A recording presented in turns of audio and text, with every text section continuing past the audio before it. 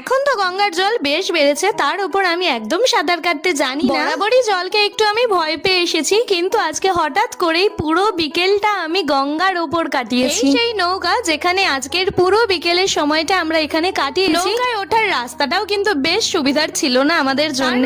আমি এই বিষয়ে যেহেতু একটু ভীতু, তাই আমি কোনো রকমে নৌকায় উঠেছি। তবে হ্যাঁ, এখন নৌকার অবস্থা একদম ঠিকঠাক ছিল না। এদের সঙ্গে একটু দাঁড়িয়ে হাসি ঠাট্টা করে নিচ্ছিলাম, কারণ নৌকা পরিষ্কার করা চলছিল, বসার জায়গা ঠিক করা হচ্ছিল। এরকম অবস্থায় আমরা এসেছি, আর ছবি তুলবো না সেটা তো হতেই পারে না, তাই সবাই মিলে আমরা ছবিও তুলে নিলাম। প্রত্যেক মহারথীরা যারা রয়েছে তারা সবাই প্রেডিকশন লাগিয়েই ফেলেছে যে আমি এই ভিডিওতে কি কি বলতে চলেছি। আস্তে আস্তে আমাদের নৌকা যখন অনেকটা চলে আসলো একদম গঙ্গার মাঝ বরাবর, আমার একটু একটু তো ভয় হচ্ছিল, কিন্তু এই ওয়েদারটা, এই দৃশ্যটা জাস্ট অসাধারণ ছিল। নৌকাতে আবার বেশ সুন্দর করে বেলুন ফুলিয়ে টাঙিয়ে দেওয়া হয়েছিল, সেটাও বেশ ভালো লাগছিল। আর বাড়ি ফেরার পথে যখন আমরা ঘাটে পৌঁছলাম, আমাদের এই নৌকার একটা বেলুনকে আমরা বিসর্জন দিয়ে দিলাম। কিছু নেই, এরপর আমরা বাড়ি চলে আসি। তো আজকের জন্য এই পর্যন্তই, দেখা হচ্ছে আগামীকাল। জয় নিতাই।